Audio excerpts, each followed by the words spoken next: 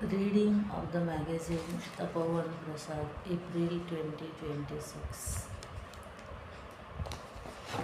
Chinmaya Lahari.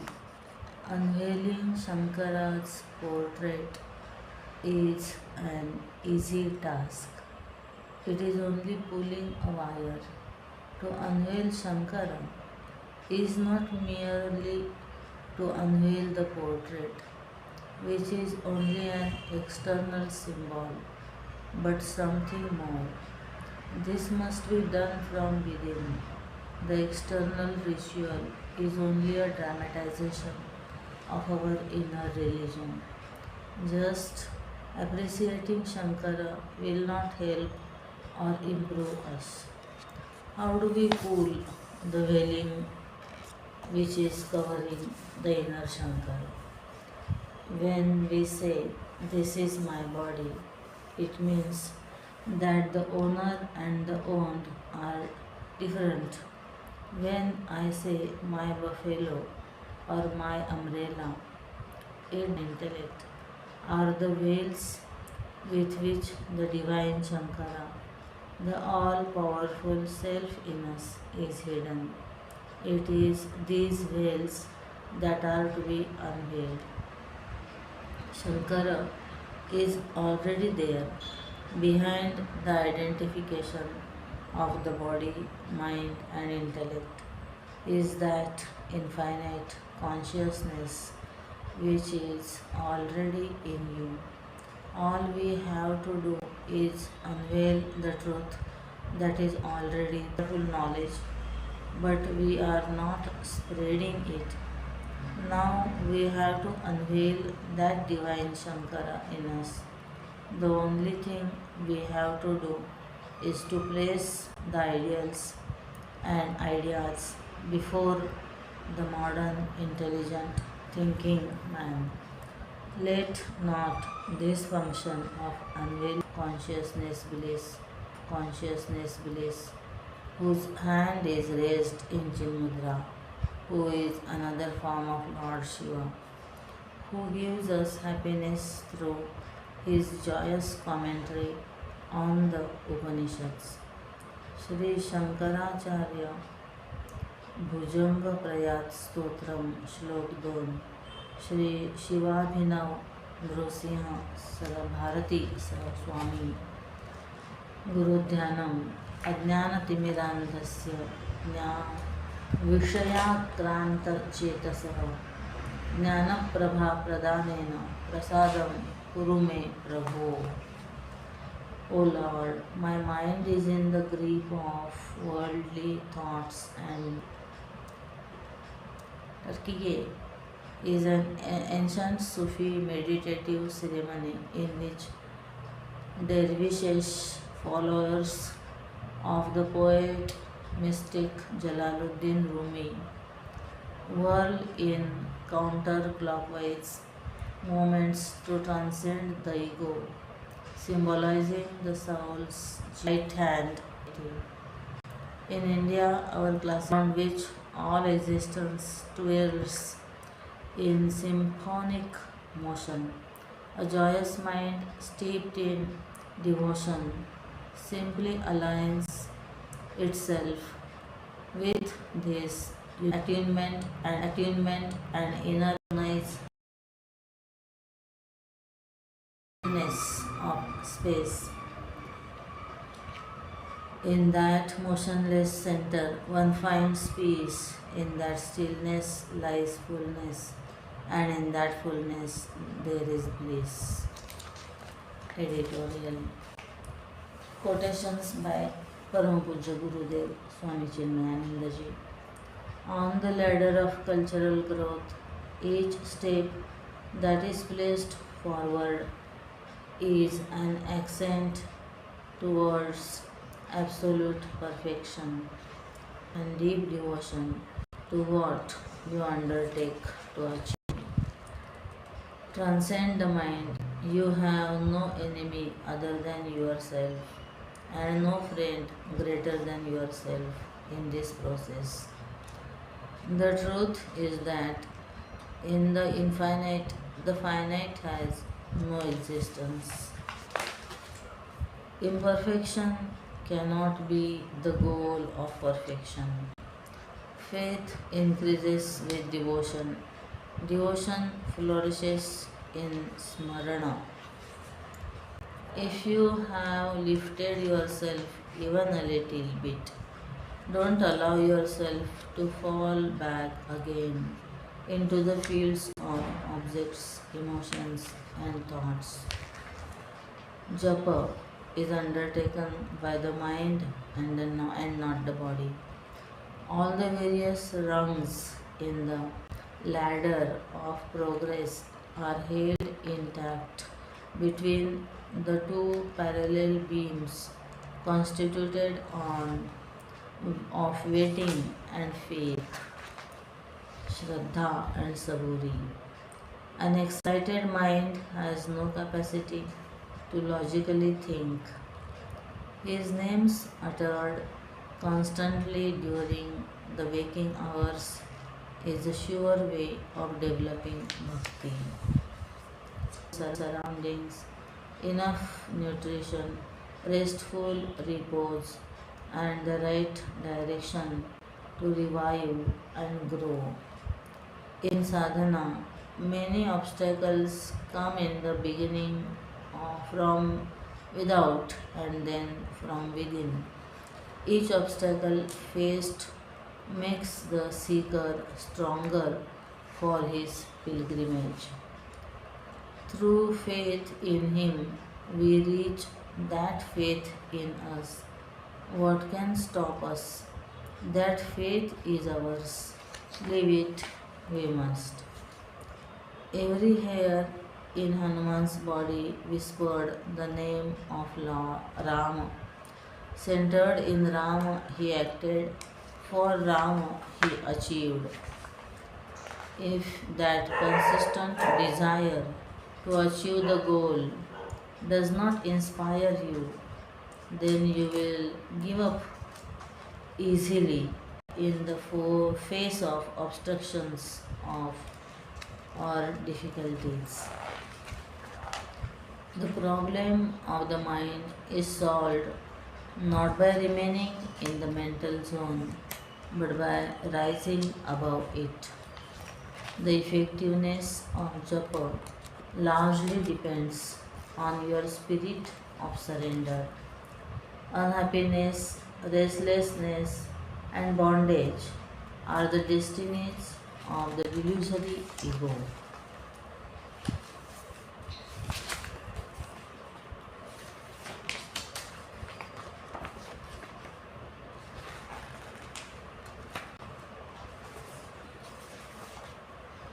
Restrain the senses first so that you may finally throw overboard the inner enemy desires. Extrovert thought is the commander of the sense organs, and so to win him is to win all, not to win him is to win none. All sadhanas in Vedanta are only meant to remove the veils that obstruct the realization of the real nature of the Atman. The desirer of desires can never come to peace. Enthusiasm is sustained when your hold on your goal is consistent. Hari Om. Now articles. Knowing the Knower, an article by Param Pujya Gurudev Swami Chinmayananda Ji. This talk has been transcribed and edited from a rare series of discourses on chapter 9 of the Bhagavad Gita given by Pujya Gurudev at Siddhavadi, India in 1986. This can be viewed on Chinmay channel, YouTube. How many of you are really conscious of the presence of the sun? In the sunlight, you did everything all through the day, but you were not conscious of it. How many are conscious of breathing, except those who are coughing? It goes on. You are not conscious of it. If it is not there for half a minute, you are in the throes of pain and suffering, yet you are not conscious of it when it is functioning normally. Likewise, how many of you are conscious of your eyes? You suddenly realize their existence when they start watering or itching. Whenever anything is constantly with us, we are not concerned. So near yet unknown. अहम सर्वयज्ञानां भोक्ता च प्रभुरेव च न तु मामभिजानन्ति तत्त्वेनातश्चवन्ति ते. I alone am the enjoyer and the Lord of all sacrifices, but they do not know me in essence, essential nature. Hence, they fall, return to this mortal world. Narayana is so intimately available to each of us at every time and in every experience. The Lord says, Mam abhijananti tatvena. No, nobody recognizes me. Nobody recognizes me in a sense. Vaguely, they know that they are alive, that they are conscious, but they do not know me. They know me only as the illuminator of experiences, as the knower of all things. They do not know me minus the senses, minus the lower nature, the pure higher me. Therefore, Chavantite, they come to suffer, to decay. When you do not know your own pure nature, your own higher nature, you remain in the lower nature, fully engaged, extremely busy in receiving stimuli and responding, gathering joys and sorrows. You are busy in BMI, body, mind, intellect, and OET, objects, emotions, thoughts, ever revealing as a limited entity without knowing He is with you 365 days. Do not think of God as somewhere above in the clouds in Vaikuntha, Kailas, or heaven. He is in the heart of all, enlivening everything. And if He is enlivening, He is ever with you. Let you cannot detach your attention, yet you cannot detach your attention from wandering and come to recognize His play and His pure nature. What you invoke, you become. Swamiji, how can I go to that higher state? You say that we don't know, Tattvataha. I know vaguely that I am a conscious being, vaguely that I am conscious of everything. But what is consciousness in its pure nature, uncontaminated by objects? I don't know. How am I to know? It is the same principle by which you know everything. As in Bhagavad Gita 9.24. Worshippers of the celestial gods take birth amongst the celestial gods. Worshippers of the ancestors go to the ancestors. Worshippers of bhutas, the elements, take birth amongst materialistic beings. But my devotees come to me alone. You pursue a mighty power. You want to gain the world. Become a multimillionaire, a governor, a president, a political leader, a great doctor, whatever it is. You consistently put forth effort, keep it in your mind, and you reach it. Whatever the pursuit, you invoke it, train for it, Dedicate yourself to it until at last you become it. So, if you are constantly invoking a deva, not merely a deity, but a power, a potential in any field, you achieve it. Pitru yanti pitru vrataha. Pitrun yanti pitru vrataha. Those who worship the ancestors reach them. It is not a funny idea, it is contemplative literature. Ancestors means the ancient age, ancient history. Meet an archaeologist, briefly talk to him about himself. Then he begins with 14th century England. What people wore, ate, how they lived, how they were buried. He knows everything about the past but doesn't know today's vegetable prices. He has become a citizen of that age. Ancestors does not refer only to dead people, it refers to that age and culture. A serious student of Greek literature knows ancient Greece more than modern Greece. As you think, so you become. Those who pursue the phenomenal forces of nature, Bhuteja, are the scientists. Talk to a space scientist. He is not interested in politics. He is absorbed in black holes and subnuclear forces. His entire attention is there. Through constant contemplation, he masters his field. Look at computers. Once confined to institutions, they are now present in every house. No one becomes a scientist by accident or overnight. He dedicates his life to it. Success in any field comes only through honest, consistent application. The very same steady effort, when turned inwards, leads to the spiritual realms beyond the mind and intellect. Those who invoke me shall reach me. Yanti madhyajino api mam. How many years did you study to become this educated illiterate BA?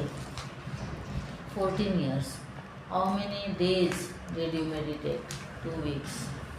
14 days after nursery school. What did you learn? You stopped crying, that's all.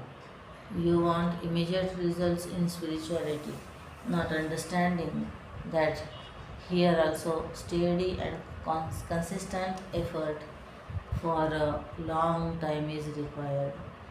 Offered in love. How do we invoke the Lord? We know how to excel in other fields, science, politics, business. But how do we invoke Narayan? Very easy. Express love. How do you express love? Sacrifice. A mother sacrifices for her child. A patriot sacrifices for the nature. Giving is an expression of love. That's why gifts matter. Not their price, but the love that they express. Patram pushpam phalam toyam yo me bhaktya prayachati tadaham bhaktyuparutam asnami pretatmanah. Gita chapter 9.26 verse 26. Whoever offers me with devotion a leaf, a flower, a fruit, water, that I accept, offered by the pure minded with devotion. So the Lord says, Patram Pushpam Phalam Toyam. A leaf, a flower, a fruit, a drop of water. I don't want gold or jewels. They already belong to me. What matters is devotion. Yome bhaktya prayachati. The offering is only a conveyor. It is just like a spoon. The food goes in. The spoon comes back. Likewise, the Lord never eats the objects. He receives only the devotion with which they are offered. Bhakti Parutam Ashnami. Devotion increases by giving. Unlike material things, grows the more you give it. Thus, the path is simple. Turn the mind inwards, offer devotion, and recognize what is already ever present. Next article, Logic Ablates with Love, again by brilliant intellect, a personality scintillating with the vision of the truth, a heart throbbing with industrious faith, and sweetly emotional and relentlessly logical in Adi Shankaracharya. The Upanishads discovered the fittest spiritual general. He brought to his work excerpts from To Shankara, a garland of Chinmay, first published in Tapovan, Prasad, May 1966. In Bhajagovindam, Shankara addresses his students of all times and across the mounting centuries to the end of infinity. He blesses all pursuers of this path. May you be liberated from samsara soon, is the burden of the Master's good wishes. This liberation is not in some distant place, it is here and now.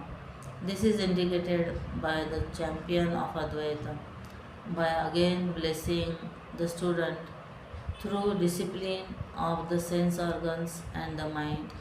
May you come to experience, behold, the Lord that dwells in your heart. How Tulsidas praises Hanuman, an article by Parama Pujya Guruji, Swami Tejomayanandaji. In the Hanuman Chalisa, we behold the many dimensions of Hanumanji, his names, form, qualities, actions, and divine play, Leela. Everything finds expression there. Humility incarnate. This article is translated and edited excerpt from Puja Guruji's address at Chant Mumbai, Shant Mumbai, 2026, Samashti Hanuman Chalisa Havan. At MMRDA, whenever Hanumanji is praised, he seems to look on with mild disapproval, as though saying, "This is too much." So Tulsidas ji clearly slips in a few lines that leave Hanumanji with no escape but to nod and admit, well, that part is true. Thus, Tulsidas ji chooses his words to compel acceptance. He begins, Jai Hanuman Jnana Guna Sagara, Jai Kapi Sati Loka Ujagara. Victory to Lord Hanuman, the ocean of wisdom and virtue. Victory to the Lord, who is the supreme among the monkeys and illuminator of the three worlds. As the praise rises, it is immediately grounded. Ramaduta Atulita Baladhama. You are the emissary of Lord Rama, the abode of matchless power. Now, Hanuman cannot say that he is not the messenger of Lord Rama. You are the son of Mother Anjani and the son of the wind god, Anjani Putra Pavanasutanama. These two he cannot deny. The verses continue, Mahavir Vikram Bajarangi, Kumati Nivar, Sumati Ke Sangi, Kanchana Varana, Biraj Subesa, Kanana Kundala, Kunchita Kesa, Vidyavan Guniyati Chatura. You are valiant and strong, remover of wrong thinking, champion of noble wisdom, golden hued, radiant with viveka. Line after line flows in praise. One can almost imagine Hanumanji looking towards Tulsidas ji, as if wondering, what are you saying now? At once, Tulsidas ji adds, Ram kaj karibe ko atura, ever eager to accomplish the work of Ram. This Hanumanji must accept. In addition, you delight in listening to the Lord's divine deeds. Prabhu Charitra Sunibe ko Rasiya. This too he must accept. In this subtle way, Tulsidas ji gives gentle sanketas, profound hints. If you read the Hanuman Chalisa in its entirety, you will notice this beautiful pattern. Whenever Hanumanji is praised, Tulsidas ji inserts such words in between that Hanumanji has no choice but to acknowledge them. Namaskaram are invocations often chanted during talks on Valmiki Ramayana. They were elaborately discussed upon by Pujya Swami Swarupananda at the 9th Mastakabhishekam in Siddhabadi from October 2 to 8, 2022. We present herewith an edited excerpt of the explanation of the fourth verse. The discourses were offered in the form of a beautiful Prasad Pustika, Leap to Liberty, at the conclusion of the Pujya Swamiji's marked and negative tendencies to Hanumanji, with the prayer, please remove all my elements. Harahu Kale Klesha Vikara. Hanuman Chalisa, Invocation Doha 2. The root cause of our troubles, problems, sorrows, and agitations, Klesha, is ignorance, which leads to likes and dislikes, attachments, and fear of death. Since these are all about I, the plea to the Lord is, give me strength, intelligence, and knowledge. Balabuddhi Vidya Dehu Mohi. The main purpose of all our namaskaras, adoration, salutations, and surrender is to become free of these negativities and to imbibe the virtues and character of those whom we admire. Integration of mind and intellect. The following verse is a testimony of the beautiful aspects of Hanumanji's personality.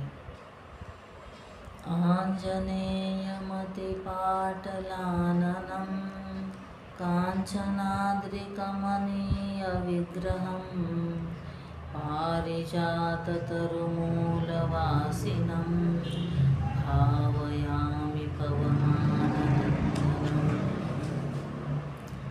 I meditate on the son of the wind god, the darling son of Anjana, with bright red countenance and beautiful golden form, who lives beneath the Parijata tree. Bhavayami. In Hindi, the word bhavana refers to emotion, and our mind holds on to emotional thoughts with single pointedness. Our thoughts are powerless till we emote them. In Sanskrit literature, bhavana means contemplation or meditation. Gurudev would say contemplation is thinkingly feeling and feelingly thinking. Only when our thinking and feeling are equally spread out as the wings of the head and heart does the flight in meditation take place. So, Bhavayami is neither merely repeating these verses nor just an intellectual devotion. Bhavana arises in such a contemplative atmosphere. I bow down to the joy of Pavana Devata, Pavamana Nandana. Pavan, where did life manifest from? When we analyze carefully, we arrive at the answer. Mamsho Jiva Loke, Jiva Bhuta Sanatanaha. मनषष्ठानीन्द्रियाणि प्रकृतिस्थाने कर्षति and identity with Shiva.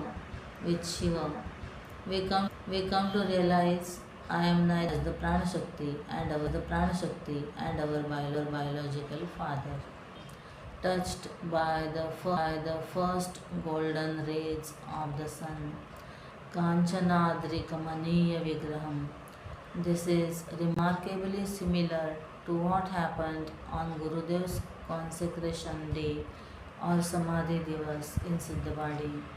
His body was shining like gold, and the entire Dhauladhar mountain range took on a golden hue.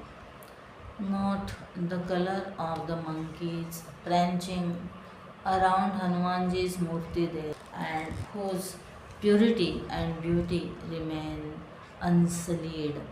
That is Lord Hanuman's splendor. However, there is one who performed feats of such greatness that Ekanathaji Maharaj. While composing the Ramayana, he described the beauty of Mother Sita surrounded by white flowers in Ashoka Vatika. Hanumanji corrected him by pointing out that the flowers were red, not white. To resolve the issue, they invoked Mother Sita. She clarified, Eknathji is right, the flowers were indeed white.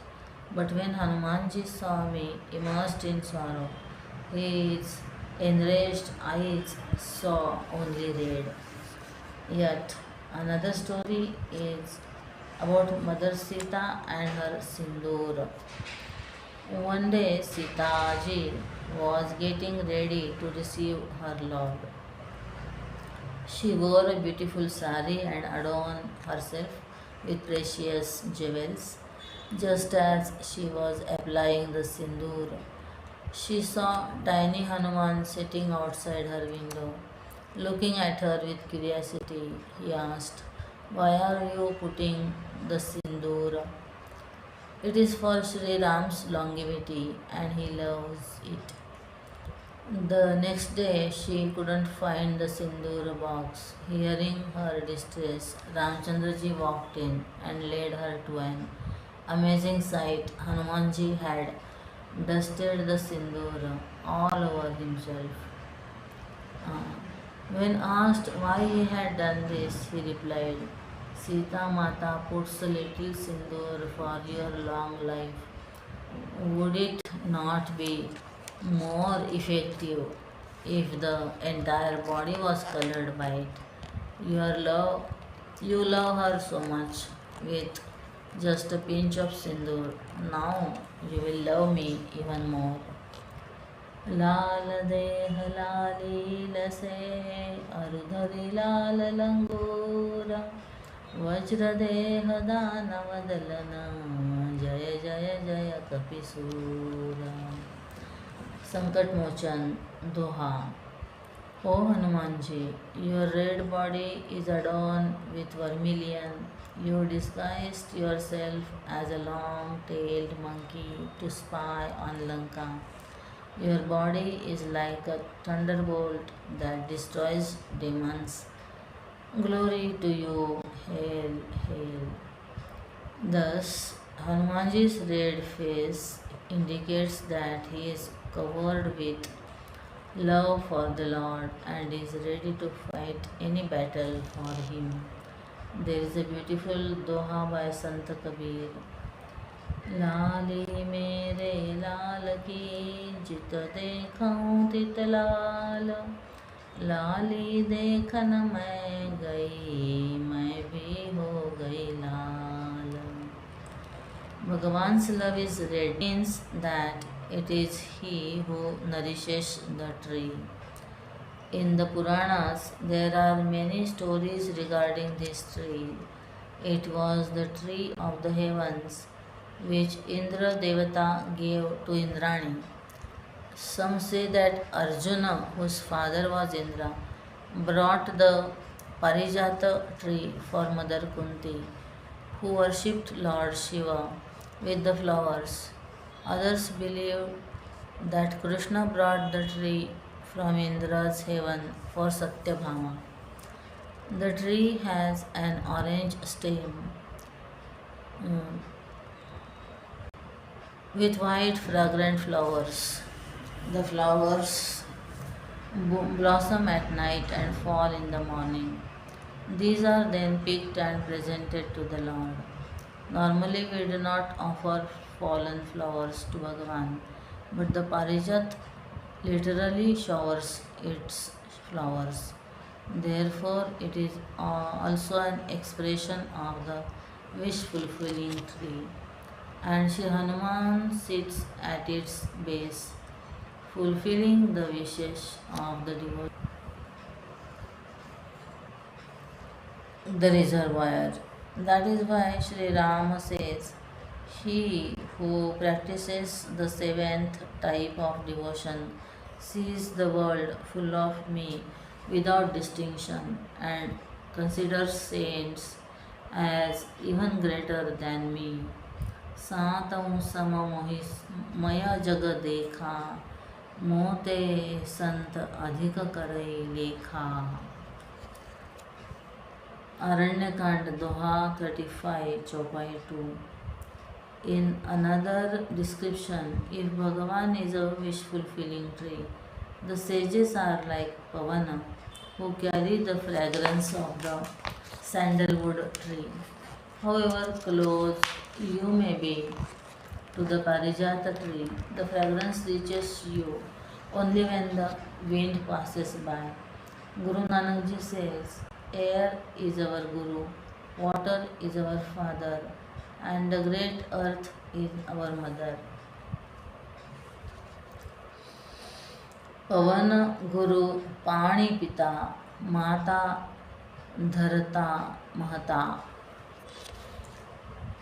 The Upanishads also mention that Pavana Devata as Guru sits at the root of the Parijata tree. It reminds me of a beautiful incident in Siddhavadi. We were sitting with Gurudev when an elderly person asked Swamiji, Kabir Das has said, Guru Govinda do khade, काके लागो पाए, बलिहारी गुरु आपने गोविंद दियो दिखलाए बताए. गोविंद दियो बताए.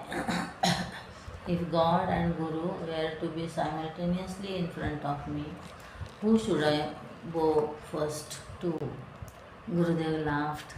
First of all, you will never see such a sight. However, if you do, then know that the Guru will ensure that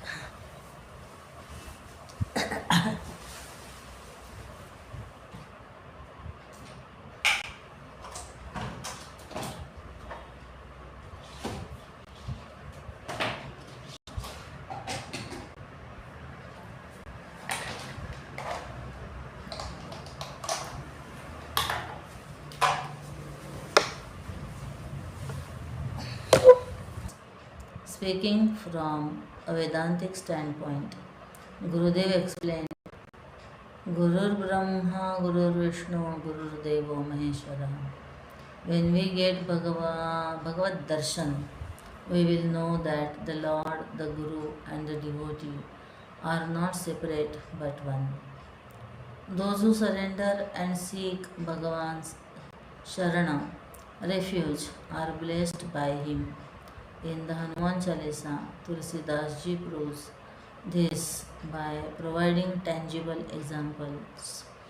O Hanuman, your advice was accepted by Vibhishan. As a result, he sought Bhagwan's refuge. Consequently, he was freed from all fears and inhibitions and became the king of Lanka. तुम्हरो मंत्र विभीषण माना लंकेश्वर भय सब जग जाना.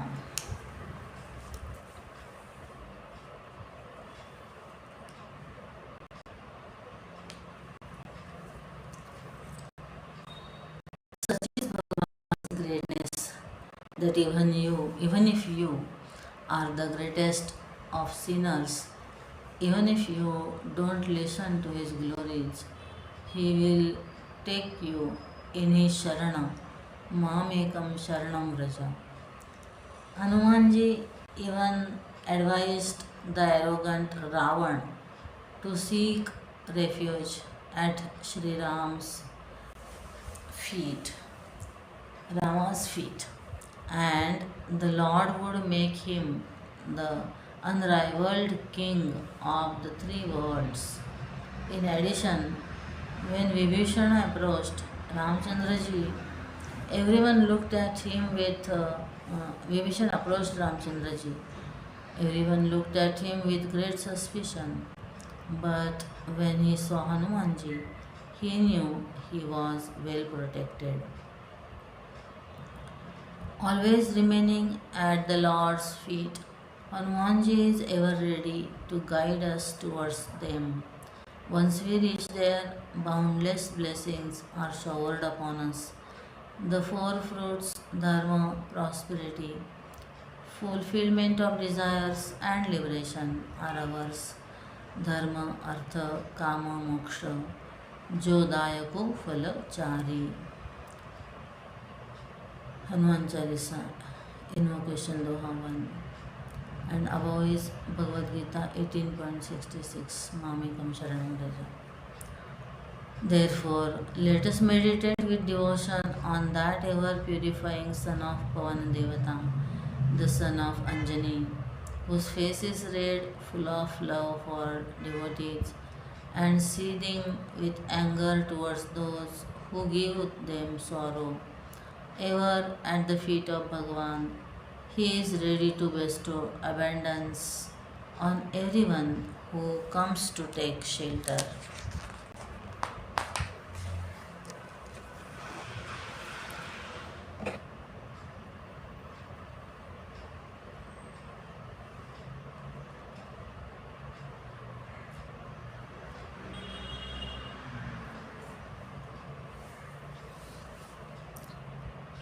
Next article, Trust to Truth, Swami Ishwarananda.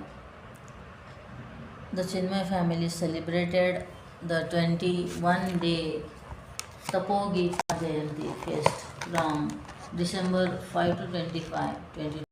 Holygita.com, a single stop resource for all material related to the Bhagavad Gita available in the Chinmay mission.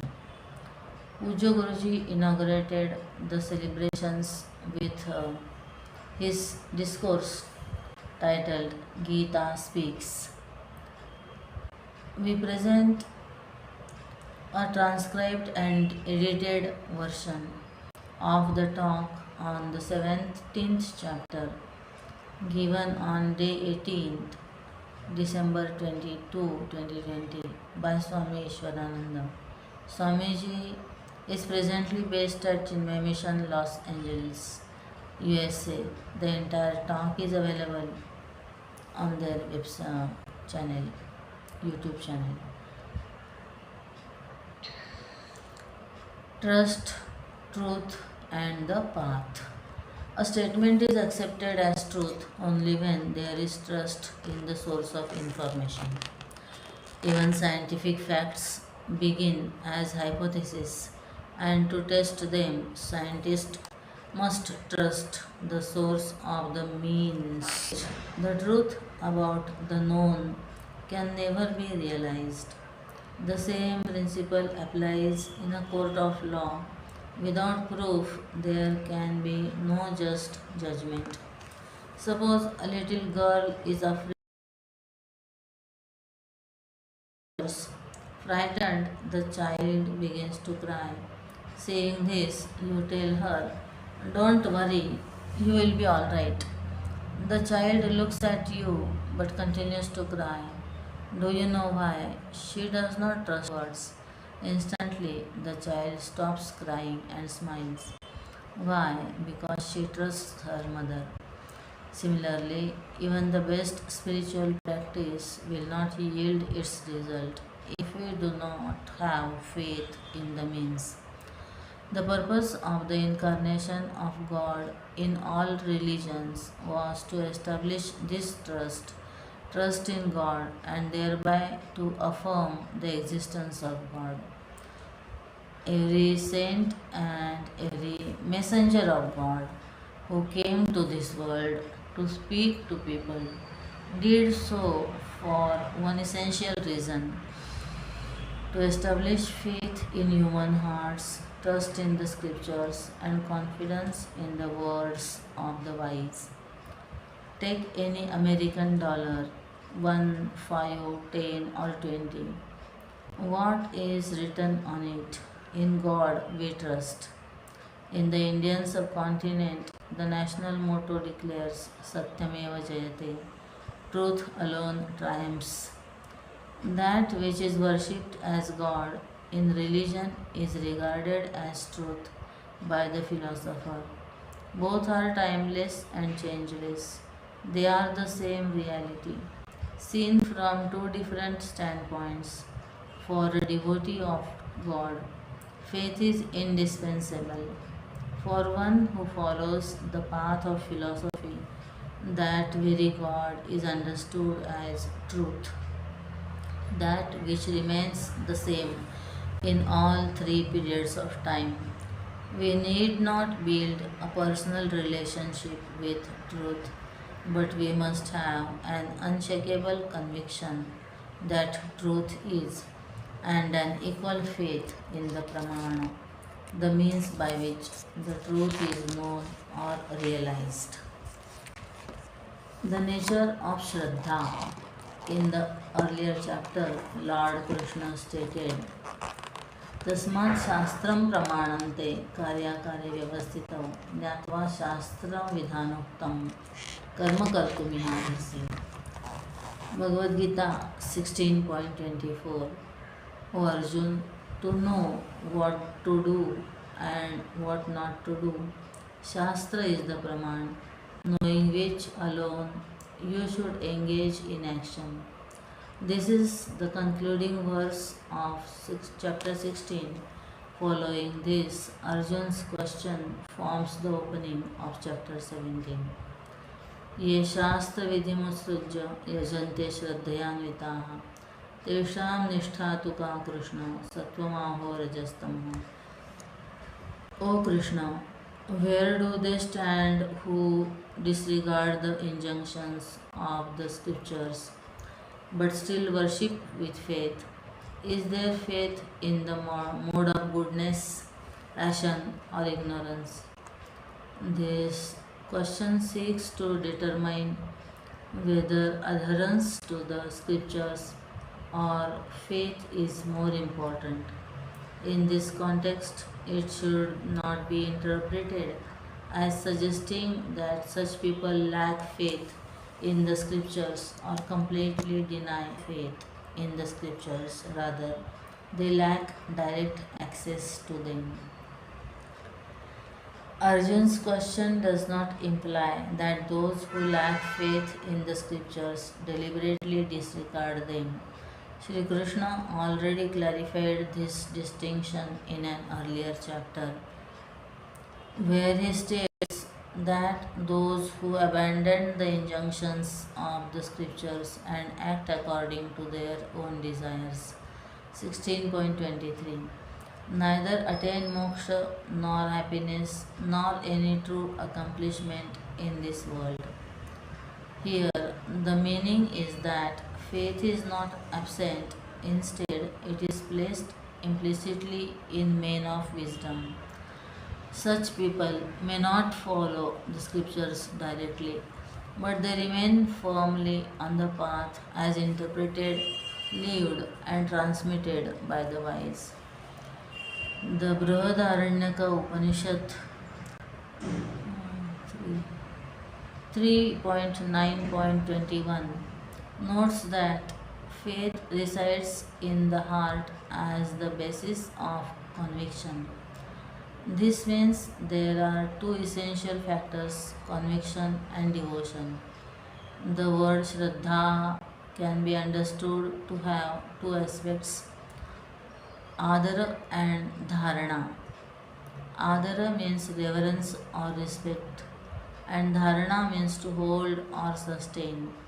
Thus, Shraddha literally means holding something with reverence, conviction, or devotion. It is not merely an intellectual activity. Intellectual conviction, together with devotion in the heart, is what is termed Shraddha. If you tell a young boy that fire is hot, at first it is not information accepted on trust. But when he touches the self, he accepts these statements of fact because of their source with Pramana Shraddha, that is, trust in the scriptures.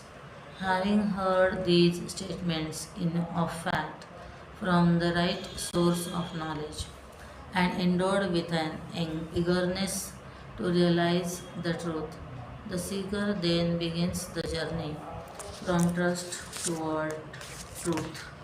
This voyage is the path of faith. Shraddha and Gunas. सत्वानुरूपा सर्वस्य श्रद्धा भवति भारत. श्रद्धामयोऽयं पुरुषो यो यच्छ्रद्धस्य एव सः. The faith of all human conforms to the nature of their mind. All people possess faith, and whatever the nature of their faith, that is verily what they are. Gurudev would often say, "You are what your mind is." We know that the mind itself is a product of Maya and is Trigunatmika, made of the three gunas. Bhagavad Gita 17.3, and also in chapter 14. Sattva by its very nature is Nirmalam, pure, Prakashakam, illuminating, and Anamayam, harmless. Rajas is described as Ragatmakam Rajaha, meaning of the nature of intense passion. Tamas is described as Ajnanam Tamaha, born of ignorance. 17.4. Krishna explains that broadly speaking, Shraddha, the intention or driving force in an individual, is of three kinds: Satvika, Rajasika, and Tamasika. Yajante Satvika Devan Yaksha Rakshansi Rajasaha Pretan Bhuta Ganashchanye Yajante Tamasa Janaha. Gita worship the celestial gods. Those in the mode of passion worship the Yakshas and Rakshasas. Those in the mode of ignorance worship ghosts and spirits. A person predominated by sattva performs every action with an attitude of kartavya as a duty. The actions of a rajasic individual are always desire driven and not performed out of duty. There is sarvatra kamya bhava. All activities of a tamasic person are marked by negativity. Sarvatra sada nishthura bhava. Here, Krishna gives clarity regarding these dispositions. Those of sattvic nature worship God, Devan Yajante, as an offering of gratitude, love, reverence, respect, and adoration. For them, devotion is an emotion. The Rajasic worship Yakshas and Rakshasas. Yaksha Rakshansi, protectors of individuals. For them, temples become places of activity and ritual. They are not inclined to sit quietly in prayer because worship for them is an action of performed to obtain a result. They are focused on what Bhagavan can give them. A tamasic person worships ghosts and goblins. Pretan Bhuta Ganashchanye Yajante. For them, devotion is ostentatious. The result they seek is power, the ability to harm others and influence them wrongly. Food and guna. Further, Krishna declares that those of sattvic nature prefer foods that promote longevity, mental strength, purity, and cheerfulness. Consuming such food further increases their sattvic quality. Ayush सत्व बलारोग्य सुख प्रीति विवर्धनाः रस Russia Snigdha स्थिरा हृदया आहार सात्विक प्रियाः.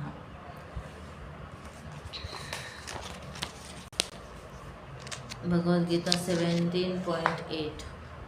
Rajasic individuals prefer food that cause pain, sorrow, and restlessness. Their role aim is to their sole aim is to gratify the palate and derive maximum sensory satisfaction. Dukkha shokamaya pradaha. Bhagavad Gita 17.9. Those of tamasic nature consume tasteless food that is stale, kept refrigerated for several days, and devoid of life energy. They eat and drink for the sake of intoxication. Such food leads to sleepiness, laziness, and delusion. Chandogya Upanishad okay. On the surface, it appears that each type of person prefers a particular kind of food, yet at the same time, the food they consume actively shapes and reinforces the very qualities within them. It works both ways. The food one eats deepens and strengthens one's dominant guna. The Chandogya Upanishad sheds further light on the effect of food on the mind. It declares Annamayam hi somya manaha. Chandogya Upanishad 6.5.4. The mind is nourished by food. From the food we eat, the subtlest portion goes to nourish and illumine the mind. अन्नस्य यो अणिमा स ऊर्ध्वः.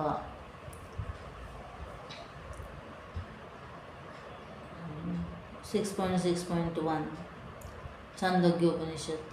The middle portion becomes flesh and bones, and the grossest part is excreted as waste. Effect of gunas. Moving forward, Bhagavan explains how the gunas work on the three important fronts: yajna, dana, and tapas.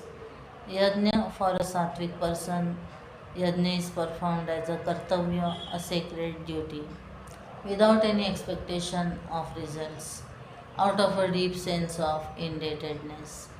It is offered to the devatas and to nature. Whatever one has is received from the Lord, and therefore it becomes one's obligation to share it back with the gods and with creation. In contrast, a person with rajasic tendencies performs the same action dambhartha, uh, dambhartham karoti, for the sake of pride, ostentation, and pretentiousness. A tamasic person performs actions with absolutely no faith, shraddha virahitam karoti.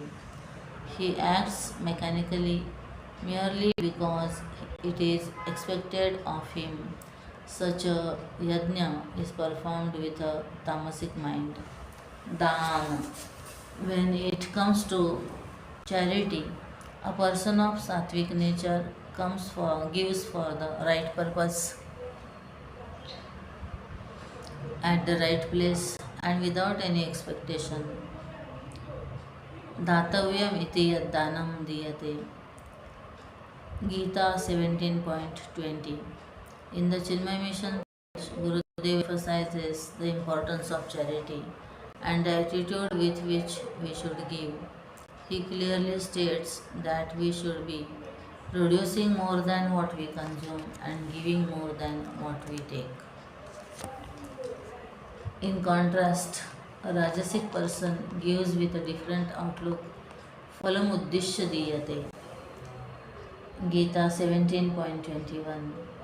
He consistently seeks reciprocation and asks, I gave this, what do I get in return?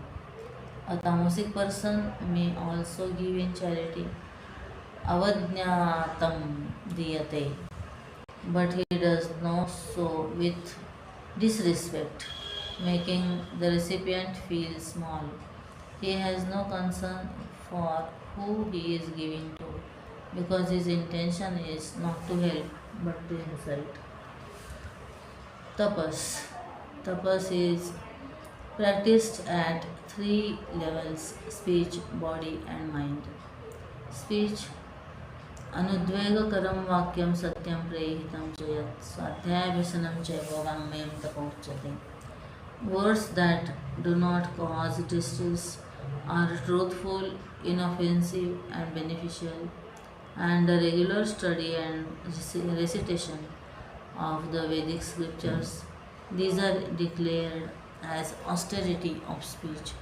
In speech, whether addressing, teaching, or communicating, we must be mindful of what we say, how we say it, and why we say it, and when we say it. Speech should be non agitating, truthful, loving, and beneficial to the listener. Body. In the physical level, worship of God, gurus, and men of wisdom is considered a form of tapas for the body. This also includes celibacy and ahimsa or non injury. Mind. Manah prasad saumyatvam maunamatma vinigraha. Mental tapas is the practice of inner austerity, the effort to maintain calmness, gentleness, quietude, and self. People of sattvic, rajasic, tamasic temperaments may all undertake these three levels of tapas, but their motivations differ. A sattvic person practices tapas for inner growth and spiritual purification, ultimately leading to moksha. A Rajasic individual undertakes tapas to display it before others, seeking recognition, power, and authority, like Ravana, who sought only results. A tamasic person, like Kumbhakarna, practices austerity for indulgence alone. He too performed tapas, but the outcome he sought was to eat, drink, and sleep. When you share your resources or wealth with God, it is called yajna. When you share your resources or wealth with society, it is called dhanam. When you act without ego and pride, it is tapas. Om Tat Sat. Lord Krishna knew that to err is human, therefore, to rectify or overcome any errors that may have occurred unknowingly or unconsciously during an offering, he prescribes the utterance of just three words Om Tat Sat. The chanting of these three words rectifies, attenuates, and mitigates all shortcomings and failings. Thus, before undertaking any act of charity, austerity, or sacrifice, we should invoke the Lord's presence by chanting Om, Om iti Brahma. To whom does the result of the action belong? Tat, to that, to the Lord. It is to the Lord alone that the offering is made, and to the Lord alone that the result is surrendered. Hence, Om Tat. Thereafter, one may rest assured that whatever the outcome of the action, it must be auspicious.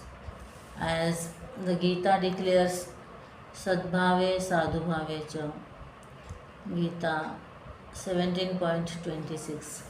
That which is born of truth and goodness is itself true and good.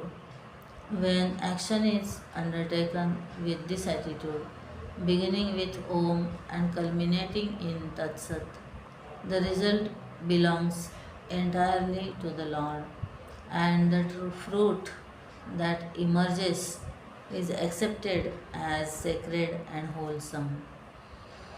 This utterance of Om Tat Sat also establishes continuity and firmness in whatever one performs. It lends steadfastness to a Tapogita Jayanti fest from December 5 to 25, 2020. Each evening, Swamins of the mission from all over the world discoursed on one chapter of the Gita in English. Furthermore, Swamins, Brahmacharyans, and Sevaks spoke on Is Bhagavad Gita outdated in various languages. We present a translated, edited, and brief summary of Swami Pranavanandaji's talk in Creole delivered on December 19, 2020. Swamiji is based at Chinmay Mission, Mauritius. This article highlights some of the key points. To enjoy the complete talk, please visit YouTube channel. Our prostrations to the eternal tradition of the Guru Sheshta Parampara and the timeless Dharma. Greetings to all ardent seekers of the knowledge of the Gita. Does the Gita offer a solution to all the problems of humankind?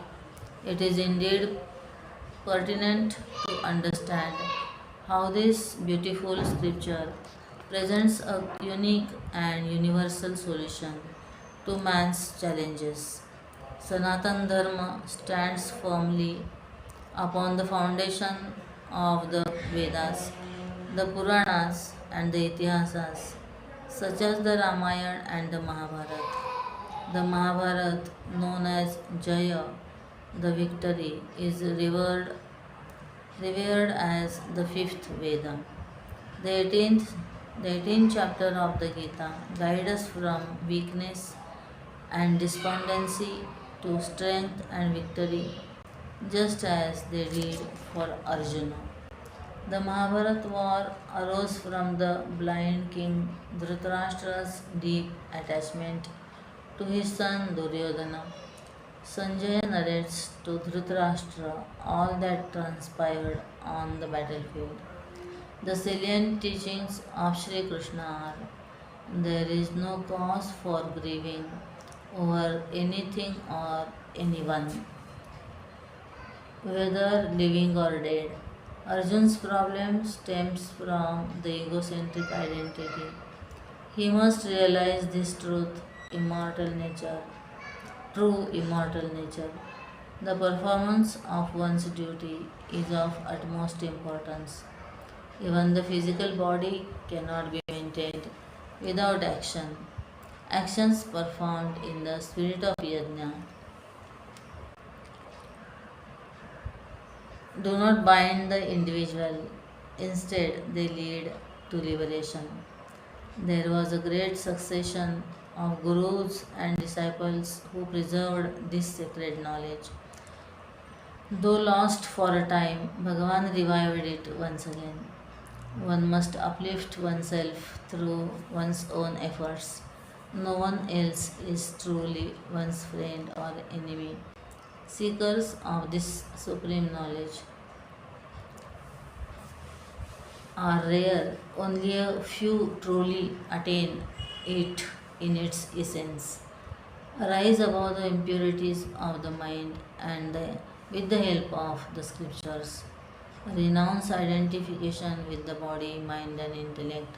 Surrender to God and be free. Grieve no more. Sarvadharman parityajya mamekam sharanam vraja.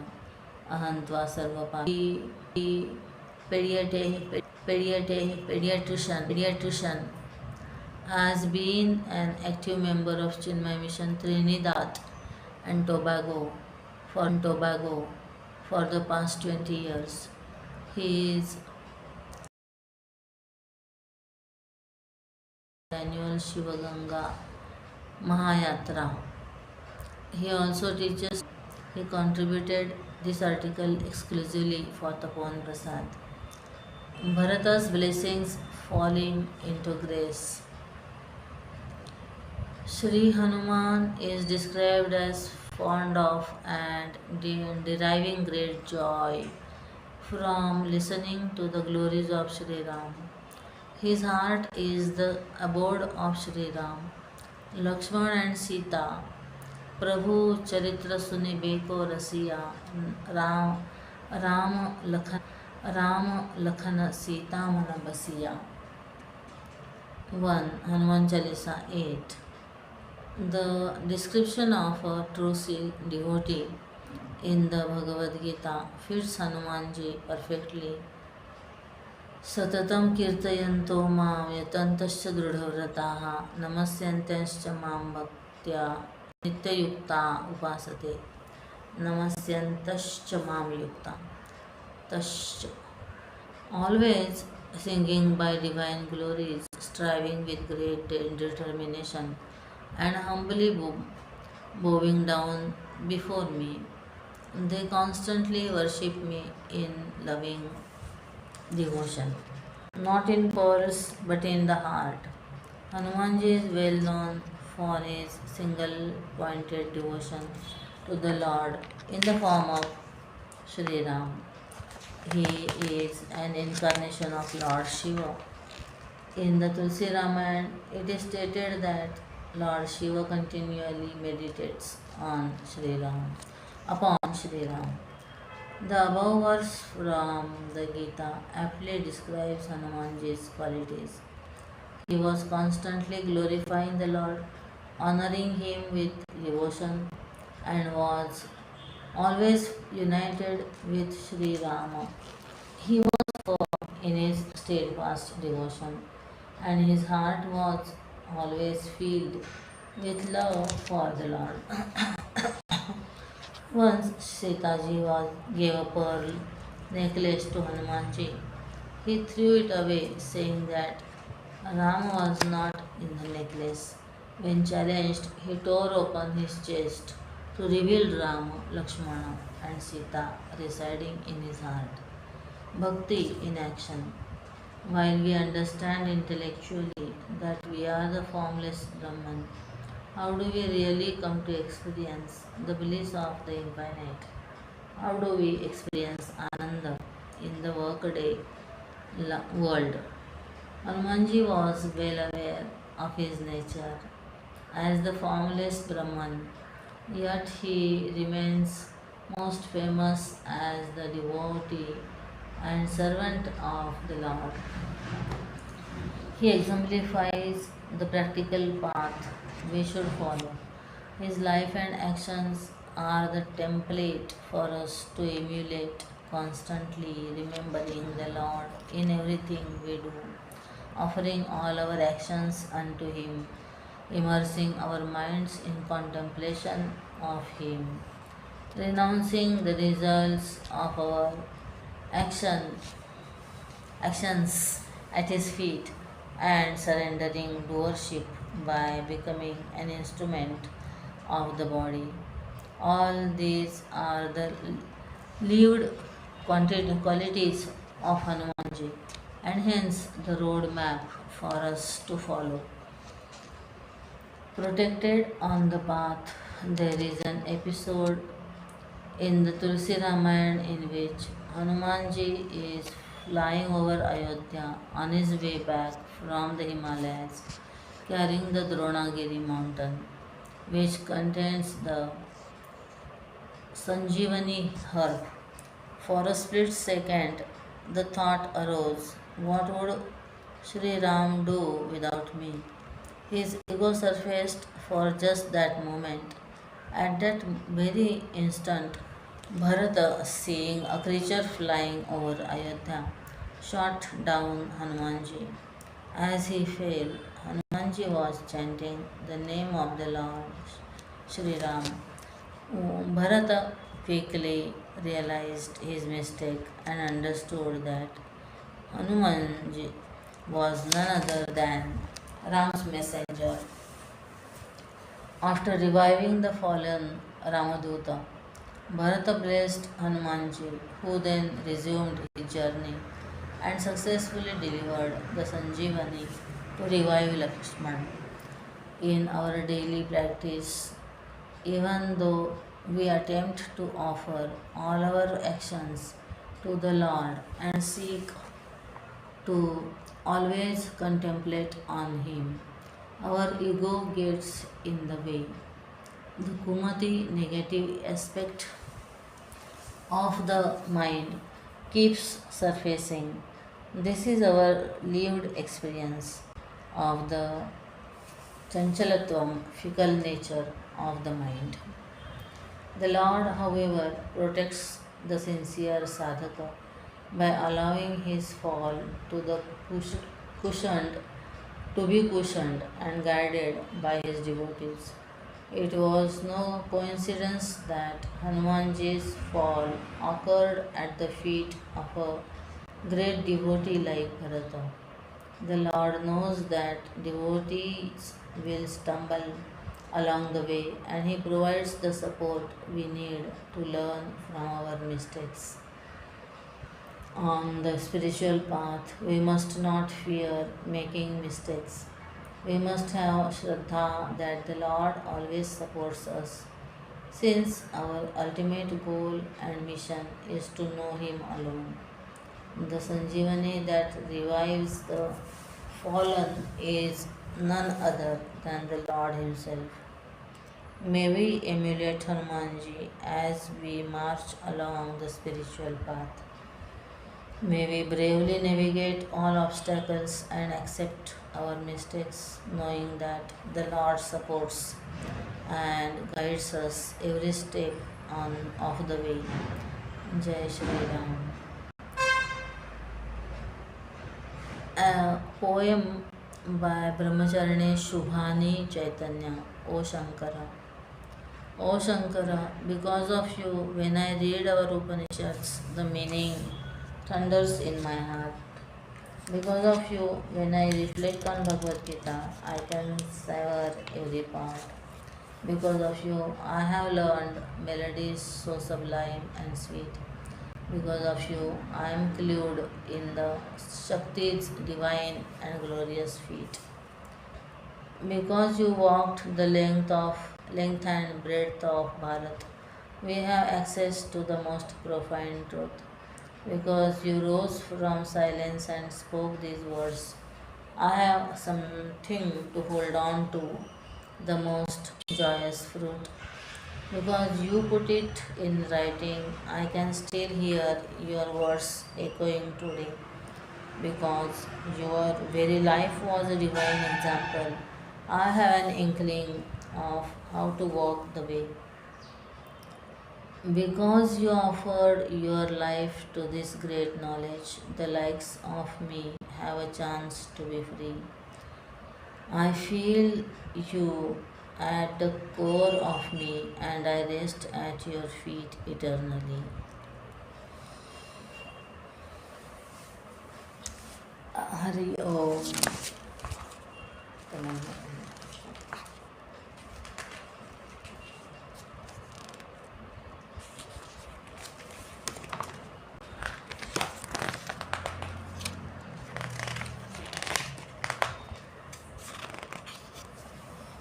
Om.